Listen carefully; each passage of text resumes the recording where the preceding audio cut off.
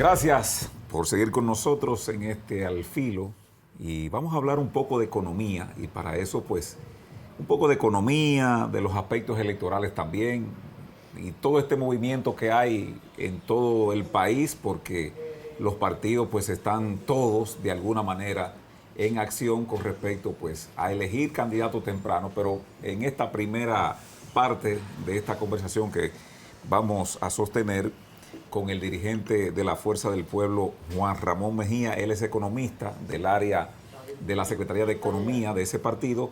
Y me gustaría, dándote los buenos días, Juan, que examinemos un poco la salud de la economía de la República Dominicana en este momento, como el técnico y como el político. Saludos. Saludos, Miguel. Encantado, la verdad, de estar aquí con ustedes. Realmente hoy la economía dominicana ha mostrado una significativa desaceleración en términos de que durante el 2024 la economía creció alrededor de un 5%.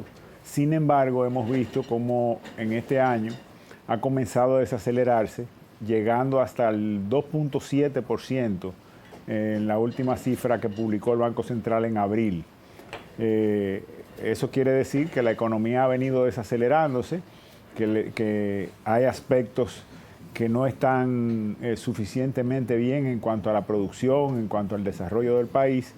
Y prueba de esto es que el Banco Central, recientemente, en esta semana que acaba de pasar, pues se adelantó con una serie de medidas tendentes a tratar de dinamizar la economía.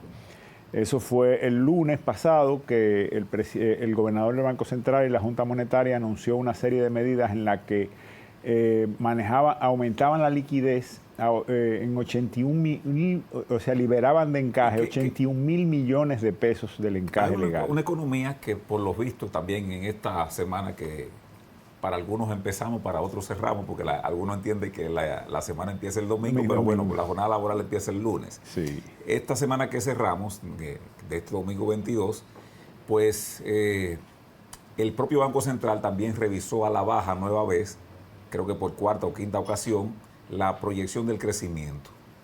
Estos 81.000 millones de pesos que el Banco Central, hay algunos economistas, colegas tuyos, que critican no la acción, porque dice que eso tiene que ser el Ministerio de Hacienda, pero bueno, el Banco Central nuestro juega bastantes roles, a diferencia de otros países. Estos 81.000 millones de inyección podrían mover la aguja del crecimiento en lo que queda de año. Mira, si te fijas, hay que ser delicado en analizar esa resolución de la Junta Monetaria. Esa resolución, a pesar de que salió publicada el lunes, fue el viernes 13 que se reunió la Junta Monetaria y tomó esa decisión. Yo personalmente soy de los que cree que si se hubieran reunido el lunes, no la toman. ¿Por qué? ¿Por qué? Porque ahora mismo tenemos un riesgo inflacionario causado por el entorno internacional. El recrudecimiento de los problemas bélicos en Medio Oriente ya en esta semana se ha comenzado a desplazar el precio del petróleo hacia el alza. Y el petróleo, la energía, ejerce un efecto contagio en todos los bienes y servicios de la economía. Y esto puede generar una inflación. El gobernador del Banco Central, si te fijas en la resolución, habla de que está tratando de dinamizar la economía y el crecimiento económico, tomando en consideración que estamos dentro del rango meta de inflación. Pero inmediatamente Israel ataca a Irán y se pone en riesgo todo Medio Oriente, donde se produce el 20% de los hidrocarburos que consume el mundo, y se pone en riesgo el cruce por un canal por donde pasa también el estrecho de Hormuz. El estrecho de Hormuz, por donde pasa el 25% de los hidrocarburos, de los fertilizantes incluso, porque cruza mucha urea, porque son productores de gas natural, y la urea es la materia prima de los fertilizantes. O sea que todo esto puede generar inflación en términos... Pero sacando estos elementos que usted pone en la mesa de discusión, Mira, los 81.000 millones son relevantes para, de alguna manera, empujar la economía a que la nueva proyección que habla de más o menos 3.5, 4, poderlo alcanzar al final de año. No, yo creo que no va a ser suficiente por muchas razones. Mira, la primera de ellas es que las políticas monetarias del Banco Central están comenzando a mostrar signos de agotamiento. O sea, un país no puede ser manejado, dinamizado o ralentizado exclusivamente con política monetaria. Hace falta política fiscal, hace falta un gobierno que realmente... este gobierno tiene el récord de la más baja inversión de capital de la historia de la República Dominicana y sin duda con esa poca inversión de capital no hay dinamismo de la economía ni se proyecta en el futuro que eso genere dinamismo. Me explico. Cuando tú haces la carretera del Coral y llegas a Bávaro, a Punta Cana y generas un urbanismo, durante N número de años, sí, tú ves como la inversión privada, gracias a eso, comienza a invertir en esa zona y eso va generando crecimiento. Incluso yo soy de lo que dice que los 10 millones de turistas, los 11 millones de turistas que llegaron a la República Dominicana... Sí, porque ahí hay una narrativa, qué bueno que le expliquemos a los televidentes, porque aquí hay un problema siempre de las estadísticas.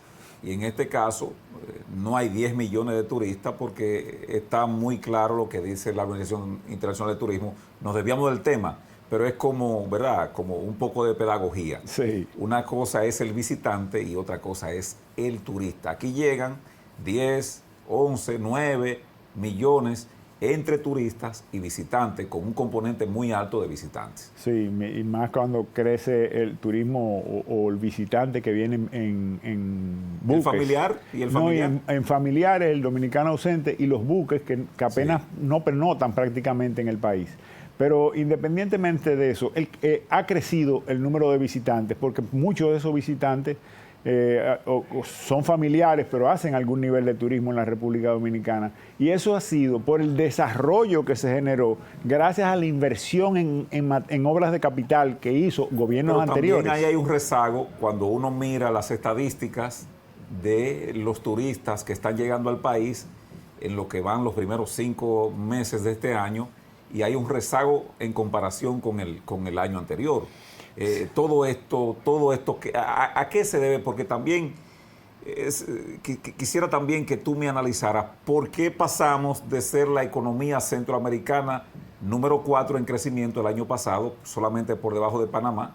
Sin embargo, ahora venimos a un rezago y nos colocamos como la penúltima en crecimiento, solamente por encima de El Salvador.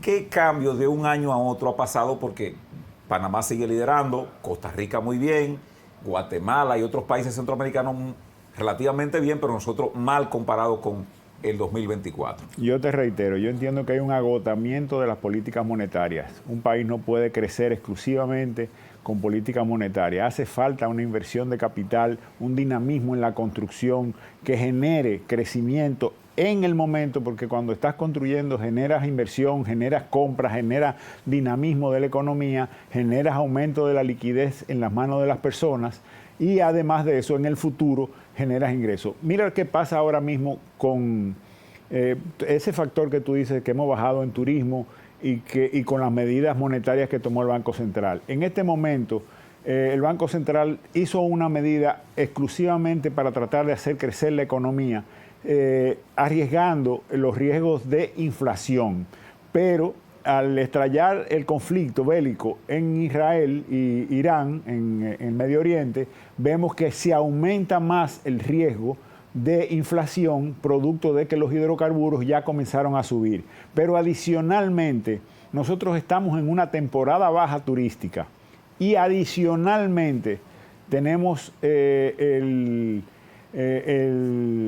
la temporalidad del sargazo en la República Dominicana. Nuestras playas hoy están totalmente invadidas con sargazo, lo que sin duda va a generar que nuestra temporada baja sea aún mayor, porque cualquier turista nosotros nos conviene más que un turista no venga a una playa con sargazo a que venga en este momento. Porque el que viene y se encuentra una playa totalmente cubierta con sargazo, que no puede bañarse, que no puede disfrutarla, probablemente ese turista llegue a su país a hablar mal de las playas de República Dominicana y probablemente no quiera volver a la República Dominicana. O sea que en este momento nosotros tenemos ese problema del sargazo, que no hemos sido proactivos, no hemos desarrollado mecanismos adecuados para combatir el sargazo, que otros países ya lo están haciendo, y República Dominicana ha quedado rezagado en ese capítulo.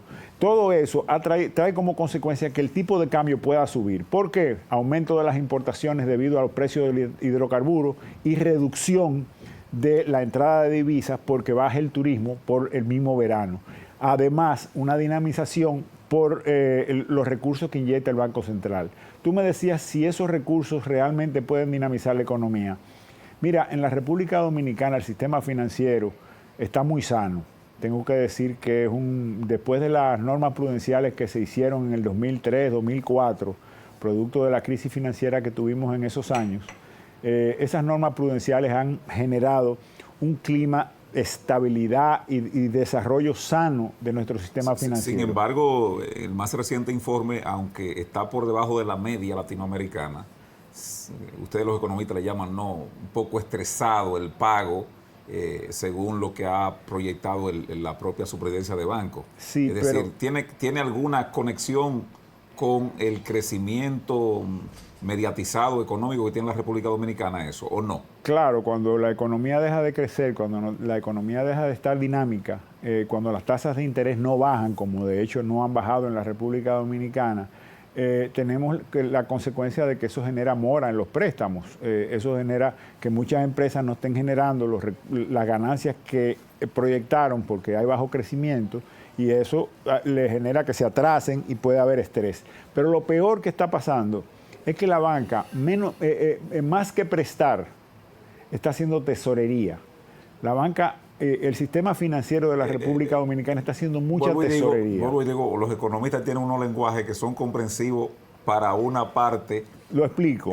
Trato de explicar. ¿Qué es tesorería para los amigos televidentes? Bueno, cuando tú tienes un banco central que emite certificados y paga tasas por encima del 12, del 13%, cuando tienes un Ministerio de Hacienda que emite también bonos que le pagas 12, 13, 14%, pues obviamente prestar al 9% no es atractivo para la banca. No es negocio. No es negocio. Es menos riesgoso y es más seguro colocarlos en el Banco Central o colocarlos en el Ministerio de Hacienda. Eso genera que nuestra economía no haga lo que debería hacer el sistema financiero, que es captar los ahorros y convertirlos en inversión. Es como tener dinero guardado en el colchón, que no tiene ninguna productividad. No hay ninguna productividad. Es el déficit cuasi fiscal, debemos enfrentarlo. Es una deuda que tenemos en la República Dominicana. En los gobiernos de Leonel Fernández, a finales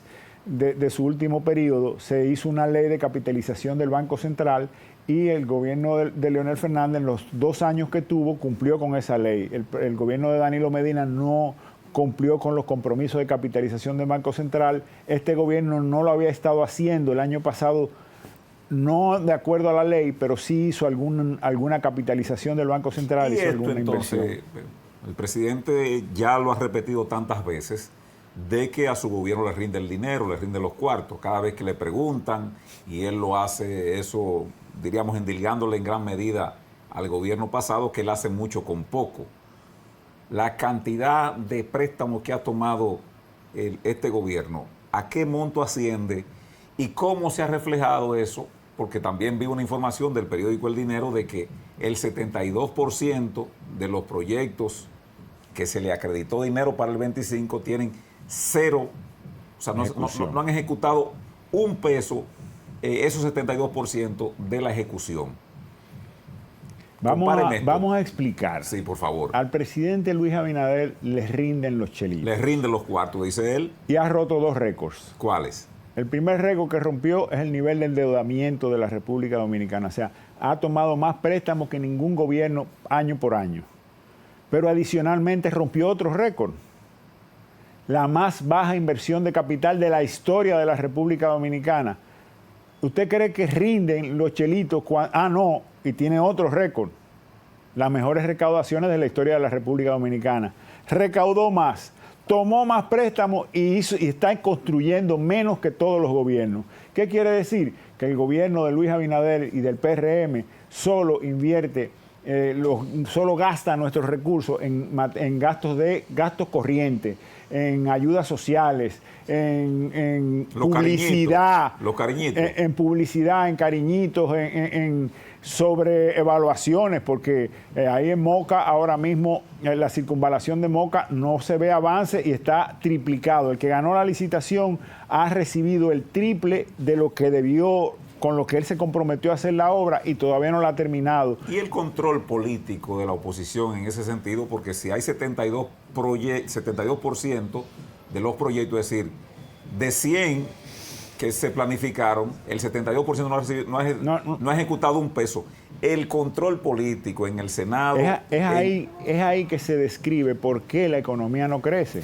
Porque el Estado no está haciendo las inversiones en materia de capital. Si el Estado estuviera construyendo, estaría dinamizando... ¿Por qué no hace las inversiones si está en el presupuesto? La verdad es que incapacidad, absolutamente incapacidad. Pero ya van para 5 años. Eso podrá haber sido una excusa los primeros, tal vez el primer año de aprendizaje, pero ya llevan casi 5 años. Es que yo no me refería a novatos, yo me referí a incapaces. O sea, usted le dice que el gobierno tiene un cuerpo técnico incapaz. No, digo yo no. Dicen los números que es incapaz de terminar un metro que el presidente ha anunciado en el 2021, en el 2022, en el 2023, y lo sigue anunciando que va a terminarlo en los próximos meses y todavía no lo termina. La circunvalación de varias circunvalaciones, la de Moca, la de Baní, no las termina. La primera obra que iba a hacer en la República Dominicana, la carretera de Ámbar, todavía no tiene un primer Picasso. La autopista Duarte tiene todo el periodo remodelándose. Sin dudas, este gobierno lo que ha dado es graves señales de incapacidad. Y entonces, en materia de económica, que es su profesión, es su fuerte, ¿qué se proyecta? Porque estamos hablando de que este gobierno va a cumplir un año. Estamos a 22, estamos hablando de que prácticamente en mes y 20, 25 días, está cumpliendo el primer año. Si este es el pronóstico del primer año de ejecución real, porque lo que se correspondió de agosto hasta final de año era el presupuesto del año anterior, ¿qué tú vislumbra en materia económica? Sin duda. Porque hay una proyección de la OCDE, del propio Fondo Monetario Internacional, de que por la situación de Donald Trump y sus aranceles, la economía se va a resentir hasta el 27 con estos choques.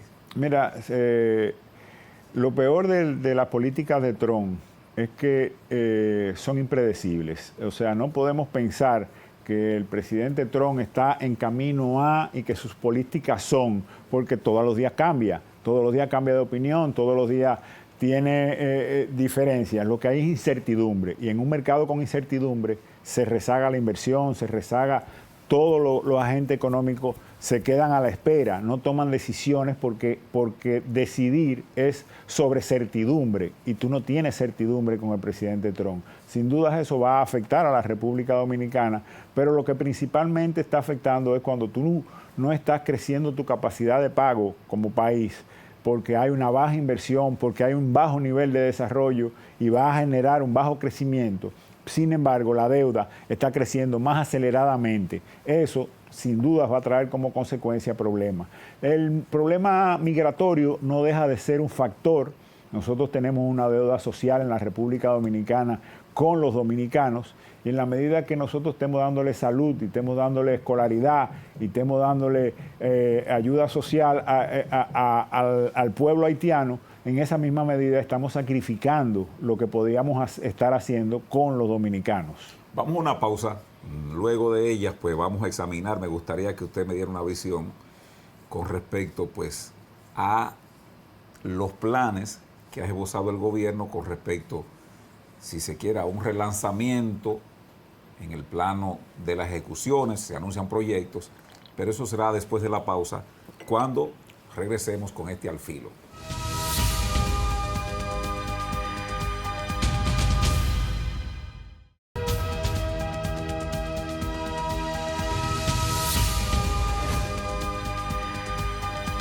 Continuamos con esta conversación dinámica con el dirigente de la Fuerza del Pueblo, Juan Ramón Mejía, economista. Él tiene una visión desde el punto de vista no de la oposición, sino del economista, de un poco oscura la situación del país en materia económica, pero le decía antes de la pausa que el gobierno está anunciando otros proyectos. Incluso esta misma semana se fue al Malecón a anunciar un proyecto ahí junto con el ayuntamiento. Eso quiere decir que parece ser que habrá una nueva manera de enfoque en lo que resta de año. Examíneme eso. Mira, realmente a todas luces lo que estamos viendo es que comenzó la campaña. ¿Cómo así? ¿Y por qué con el Ayuntamiento de Santo Domingo? ¿Por qué el Ayuntamiento de Santo Domingo ahora está haciendo tanto sonido? Pero que cumplió un año la señora Carolina de mandato ahora en abril. Y ahora es candidata, precandidata a la presidencia. Sin duda vamos a ver, y es peligroso para el cierre del cuatrenio de Luis Abinader, lo que está sucediendo. Ya los senadores del PRM y de otros partidos, los diputados también han estado criticando, están señalando la preocupación de que realmente ya se están cancelando compañeros en algunos ministerios. Hipólito dijo que va a cancelar, ¿no?, al director del INDRI porque los canales están atiborrados, ¿no?, de maleza. Exacto. Pero es una expresión de Hipólito. Sí, porque tal vez él no es de la cuadra de él, de Carolina. Exacto. A Hipólito yo no le tomo mucho la palabra. Todo el mundo lo escucha, lo disfruta. Es un chiste. ¿Cuál es el peso de la nómina pública? Porque anteriormente a su líder, Leonel Fernández, se le criticaba de la cantidad de empleados públicos, y yo recuerdo que él decía, bueno, que dentro del presupuesto era un porcentaje muy mínimo, de apenas, creo que llegaba un 3, un 4%, si mal no recuerdo. El peso en este momento, el peso específico, por ejemplo, en el área de la educación con respecto a la cantidad de dinero que se eroga y la cantidad que se destina al pago de... Mira, el porcentaje exactamente no te lo manejo, no lo recuerdo ahora mismo, pero la nómina ha ido creciendo y prueba de eso es que se están reduciendo otras inversiones. O sea, lo que ha sucedido es que el presupuesto tiene más préstamos, tiene más ingresos porque ha roto récord de recaudaciones. Sin embargo, la inversión en infraestructura del país no se está haciendo. ¿Qué quiere decir? Que estamos gastando en gastos corrientes. ¿Qué quiere decir gastos corrientes? Nómina, ayudas sociales. Las tarjetas de Supérate, sí, que se llaman ahora, crecen y ellos anuncian que la pobreza decrece. Si la pobreza decrece, se supone que esas tarjetas están destinadas a la masa pobre de la República Dominicana. Si está decreciendo, pues obviamente nosotros deberíamos estar reduciendo eso para poder tener un presupuesto más holgado y poder hacer inversiones, o por lo menos no tomar tantos préstamos. Pero eso no es lo que está haciendo el gobierno. Sin duda, en ese sentido es donde ellos están fracasando, en una baja inversión de capital y gastos corrientes muy altos que son los que están llevando al país. Yo le digo a los amigos televidentes, lo pueden tomar como ejemplo de una empresa o de una persona. Si usted toma un préstamo y se compra un carro y se va a hacer Uber, pues usted va a generar capacidad de pago para ese préstamo. Si usted toma un préstamo en esta planta televisiva y pone más antenas, pone mejores cosas, probablemente las empresas que se publicitan en este canal, pues le sea interesante porque ustedes están llegando a más puntos y eso va a generar ingresos. Sí. Pero cuando usted lo que hace es sencillamente aumentar su nómina y gastar ese dinero y toma prestado porque no tiene capacidad con lo que genera de pagar la nómina, toma prestado para pagar su nómina, usted está destinado a la quiebra. Y eso es lo que está pasando en este país. El elemento del peso, bueno, que alguien me decía que la eficiencia del sector privado aplicado a lo público no necesariamente es funcional, y esto me lo decía por los datos que está arrojando el servicio de la deuda o del subsidio a las sedes, que está manejado por una persona que también participó en un gobierno de Leonel Fernández, el licenciado Celso Marrancini, pero que sin embargo, después prácticamente de 5 años, se ha prácticamente duplicado el subsidio eléctrico que da el gobierno central. Ese peso del subsidio también es tan oneroso como la baja ejecución del presupuesto para el crecimiento. Mira, este gobierno se la pasó criticando, porque tú hablas de duplicado y no es duplicado. Este gobierno se la pasó criticando los 500 millones de dólares, 500 mil millones de dólares que se gastaban 500 millones de dólares anuales en el subsidio eléctrico. Sin embargo, estamos hablando ya de casi 2 mil millones de dólares en subsidio eléctrico. Quiere decir que estamos hablando de cuatriplicar el subsidio eléctrico. Aquí se pasaron los primeros 3 años, casi el primer cuatrenio completo, sin comprar contadores. Entonces, ¿cómo tú cobras luz si no compras contadores? No se han hecho las inversiones que se requieren en mejorar las redes de transmisión para evitar pérdidas técnicas. Sin dudas, el sector eléctrico ha sido de los peores. Este gobierno heredó una planta que nadie la había tenido, que es la planta de Punta Catalina, que genera a unos precios mucho más baratos, que genera unos ingresos importantísimos para el país, que yo la critiqué muchísimo porque se trataba de una planta a carbón, cuando todos los países del mundo lo que están haciendo es apagar sus plantas a carbón. China está aprendiendo. Bueno, hoy en día con los problemas con el hidrocarburo... China está aprendiendo. Están teniendo que volver... plantas nuevas. Están teniendo que volver al carbón. Pero sin dudas ha sido una solución. Si nosotros no tuviéramos esas plantas, los apagones que tenemos hoy en día fuera extraordinariamente grande. Y en el caso de Montecristi, la planta que se está haciendo de gas ha durado mucho en terminarse, es del sector privado, no podemos decir que el gobierno no lo ha hecho, es un proyecto que está haciendo el sector privado. Sin embargo, hay ciertas dudas en cuanto al suministro de gas natural que va a tener esa planta, porque... Los precios. No, y principalmente el suministro, porque el transporte de gas natural es muy especializado. Y con el problema de Ucrania y Rusia y las sanciones a Rusia, Europa, que se nutría con un gasoducto, ahora no se nutre 100% con el gasoducto de Rusia, sino que está comprando y las embarcaciones especializadas para el transporte de gas natural lo están haciendo, están ocupadas en esa zona y probablemente en la República Dominicana. Por falta de capacidad desde el punto de vista del transporte, es una dificultad para esta planta. Es una dificultad para esta planta. Que no estaba proyectado en principio cuando se comenzó a construir. Mira, Punta Catalina se hizo de carbón específicamente porque no hubo quien garantizara el transporte del gas natural. Fue uno de los principales factores por la que se tomó la decisión a carbón, porque el transporte de gas natural es escaso.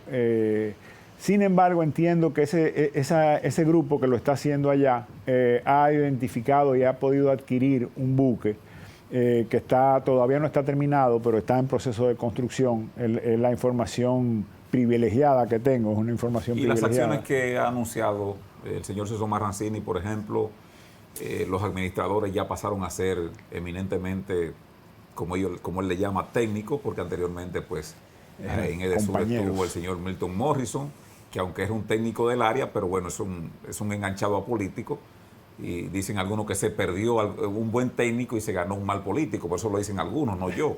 Y otros administradores, bueno, en Edeste pasaron creo que 3 o 4 en el lapsus del señor Marrancini, y en Edenorte pasó uno, pero bueno, tenía un cuadro político ahí que era el presidente del PRD en Santiago, y bueno, ahora han designado una persona de la confianza de Celso Marrancini, es decir, que el cuadro de administración prácticamente es del sector privado. ¿Se visualiza para los próximos meses tal vez una medida de recuperación? No me consta, no estoy seguro de que eso pueda pasar. El sector privado no necesariamente es lo más idóneo. En ocasiones, algunas veces aunque no tengan nóminas muy abundantes, pues pasan otros fenómenos diferentes. El valor, el costo. El costo de la nómina puede subir, el costo de las licitaciones puede subir. Menos cantidad de personas, pero salario mucho más alto. Sí, y las licitaciones pueden entonces cegarse, o sea, ganarse con más monto de lo que necesariamente es. No me consta, no estoy seguro. Yo creo que Celso Marrancín es una figura que tiene años en el sector y no ha resuelto nada. Tiene años y no ha sido la solución del sector. Siempre lo traen como la solución y nunca logra solucionar. Realmente... ¿Un fracaso Celso Marrancín en el sector eléctrico? Yo creo que sí. Personalmente, Juan Ramón Mejía entiende que sí. Eso no es una posición del Partido de la Fuerza del Pueblo, pero desde el punto de vista mío, históricamente, él ha estado en todos los gobiernos, en algún momento ha estado dirigiendo y no ha logrado resolver los problemas. Es verdad que el crecimiento del déficit fue antes de que él entrara, pero él no lo ha reducido, no ha podido tomar medidas atinadas para reducirlo. No se trata de una nómina alta, se trata de unas pérdidas técnicas y una falta de gestión en el cobro que no se está mejorando, que no se está logrando. Y no solo, la gestión no es solo por ir a cobrar, sino que ni contadores habían en el país, se acaban de pedir apenas el año pasado, no habían contadores. Si tú ibas a sacar una luz, mejor te decían, péguese, porque no había cómo irte a poner un contador, a menos que alguien cancelara y tuvieran entonces un contador. Sin duda, la República Dominicana con este gobierno no ha ido por el mejor camino.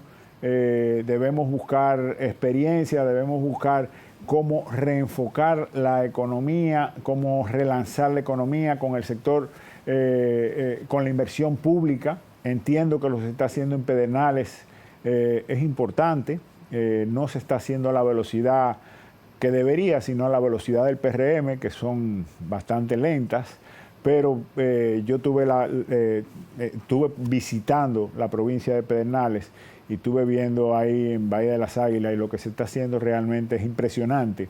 Los planes que hay, vi la maqueta, y realmente se trata de algo importante. Obviamente le hace falta a la compañía de la inversión pública en términos de acueducto, en términos de aeropuertos. Todo lo que se ha hecho lo ha hecho la ha hecho el Estado Dominicano. Exacto, pero hay que... Se habló de un principio de una alianza pública-privada, pero no aparecieron. Pero si tú haces 3.000 habitaciones en una zona desértica y no le ofreces el agua a las habitaciones, pues vas a tener un problema. Pues entonces hay un error de concepción. No, yo creo que hay el agua, que hay los recursos, lo que hay que el gobierno hacer una inversión mayor en diseñar. Pero lo que digo es que lo primero es tú trabajar en el sentido de que el agua esté ahí para que luego pues...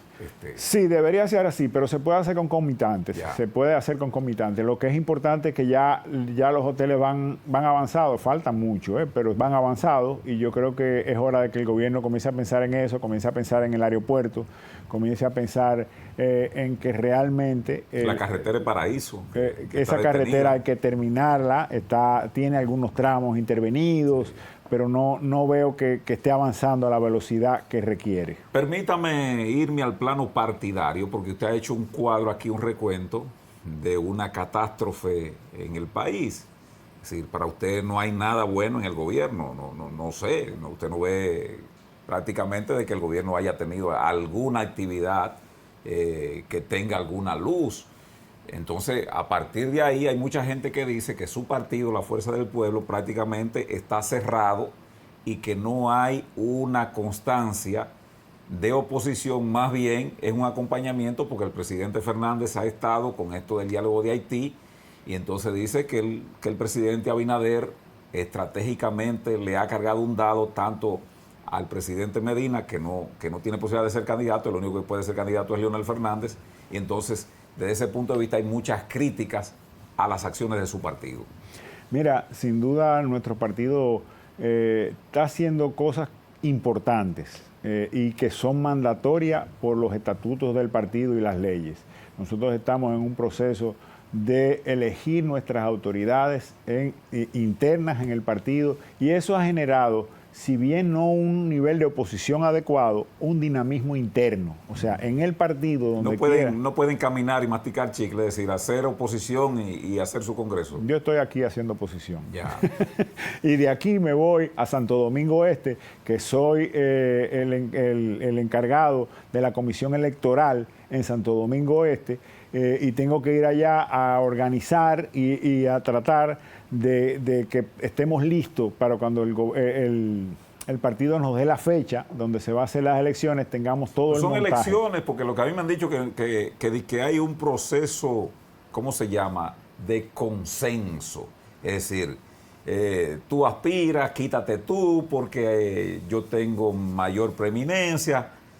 Es cierto que derivó el Congreso, Franklin Almeida, en eso, de consensuar puestos. Nosotros somos un partido de oposición con recursos limitados. Obviamente, en las provincias donde a todas luces hay un candidato que tiene la mayor simpatía y que la gente lo sabe, pues yo creo que puede conversarse y llegarse a un consenso. Pero, por ejemplo, en la provincia que yo estoy, en Santo Domingo Este, el consenso es que vayamos a elecciones, es un consenso, y vamos a hacer un proceso eleccionario. Como quiera vamos a ir a las urnas, aún sea un solo candidato a presidente, porque lo único que se va a elegir en esta primera etapa es los miembros de la dirección central de la Fuerza del Pueblo, tanto nacional como en las provincias y en los municipios, así como el presidente. Solamente es eso que se va a elegir en esta primera etapa. En la segunda etapa vamos a elegir a los miembros de la dirección, de la comisión política del partido, y posteriormente los otros cargos a nivel... Eso más o menos así como usted lo va escalonando, podríamos decir que para finales del 2028 ya eso ha terminado. No. Sin duda, a finales de este año nosotros hemos terminado. ¿A finales de este año? Antes de finales de este año nosotros... ¿Ustedes no creen que están perdiendo mucho tiempo en un Congreso que evidentemente, más que redituarle, le está a usted ocasionando resta básica? No, básicamente no. Yo creo que el dinamismo que ha generado dentro del partido... no se ve. Fíjate qué pasa. Lo que sale, le voy a decir lo que sale. Aquí están los muchachos. Lo que sale es que si Peñita hay que imponerlo y que Dionis que se retire y que Franklin se quite. Y lo otro es que bueno, que Omar Fernández es muy joven, que si no, que no puede ser porque Leonel desde ya hay que proclamarlo. Todo eso es lo que sale. Mira, estás hablando de los principales cargos, de los cargos muy altos. En el caso de Peñita, yo creo que Peñita tenía una simpatía y el partido, en sentido general, tenía un agradecimiento con Peñita. ¿Y eso es político? ¿Eso es la política, el agradecimiento? Claro que es político. Claro que sí que es político. Un partido que no sea agradecido y que no sepa honrar a sus miembros cuando han hecho aportes significativos. Pero 5 años dirigiendo un partido no es más que suficiente para subir a otro nivel con una gente con sangre nueva. Un presidente de un partido que nadie lo ve, a Leonel Fernández, y un secretario general que dice la gente que por limitaciones naturales, físicas, pues no puede trasladarse a las provincias. Yo creo que tenemos un buen vicepresidente también, hemos creado ese cargo y que nosotros podemos hacerlo. Pero es un consenso. Sí. Si yo estoy en contra o a favor, es un consenso. Después te fuiste a ¿qué otro tema? A Leonel Fernández y Omar Fernández. Mira qué pasa. No, dije que eso es lo que sale. Le enumeré situaciones que salen de su partido que más que producir el dinamismo que usted dice, lo que hay es una especie de confrontación. Es que es lo que te estoy diciendo. Tú estás hablando de la cúpide, los principales cargos de arriba. Sí. Pero en cada pueblo se está eligiendo el presidente. Sí. En cada pueblo se está eligiendo los miembros de la dirección central. Eso no sale. No sale, pero genera un dinamismo extraordinario. Todos los compañeros están haciendo campaña en los chats, en las conversaciones, tratando de ser elegido para la dirección central, tratando de ser elegido para la presidencia del municipio, del distrito municipal, de la provincia. Entonces eso genera un dinamismo. Si no, esos compañeros, la mayoría, aunque la cúpide esté haciendo una gran oposición, esos compañeros estarían dormidos en los pueblos, estaría dormida la base y sin embargo nosotros la tenemos despierta, activa, interactuando, compartiendo, reuniones constantes. Eso es dinamismo, eso genera que el partido se consolide. Nosotros como marca tenemos que consolidar nuestra marca, porque Leonel Fernández o Omar, cualquiera de los dos, da por encima de la fuerza del pueblo. Nosotros tenemos que seguir consolidando a la fuerza del pueblo como marca, como partido, como institución. Y eso es lo que estamos logrando con este dinamismo y escoger a los mejores ciudadanos ciudadanos simpatizantes para que sean los dirigentes del partido, manejando la dirección central, que es el máximo organismo del partido, y manejando la presidencia de los distritos municipales y de todas las regiones y zonas geográficas del país. Eso está muy adecuado. En cuanto a Leonel Fernández y Omar Fernández, te comento, Omar Fernández tiene un carisma demostrado extraordinario. Le ganó a todos los precandidatos del PRM, porque cada uno de los precandidatos del PRM fueron y le levantaron la mano a Guillermo Moreno y dijeron, yo soy Guillermo. Y Omar le ganó a todos los que fueron y dijeron, yo soy Guillermo. Le ganó a todos, porque todos se unieron y los recursos corrieron hacia allá, y Omar le ganó. Omar tiene una simpatía a nivel nacional, donde quiera que tú vas, donde quiera que preguntas, Omar está muy bien valorado. Ahora bien, si tú lo evalúas como un líder de un partido y le preguntas al presidente de una provincia o de un distrito municipal lejano, te dice, es que Omar no me conoce. Es que Omar no sabe los años que yo tengo en el partido. Omar no ha conversado conmigo. ¿Por qué? Porque Omar Fernández no ha hecho un trabajo político a nivel nacional. Solo lo ha hecho aquí. Pero con la militancia interna no se ganan elecciones. No, pero es importante que la militancia interna salga a hacer campaña, y que no se nos vaya y que no haya trasiego de compañeros. Necesitamos eso. Entonces el liderazgo de Leonel Fernández, no hay ninguna duda, sumado al carisma de Omar, que también le va a sumar muchísimo a la candidatura y a la fuerza del pueblo. Yo estoy seguro, además, el país hoy en día, hacia donde vamos caminando y la crisis internacional no sabemos hasta dónde va a llegar.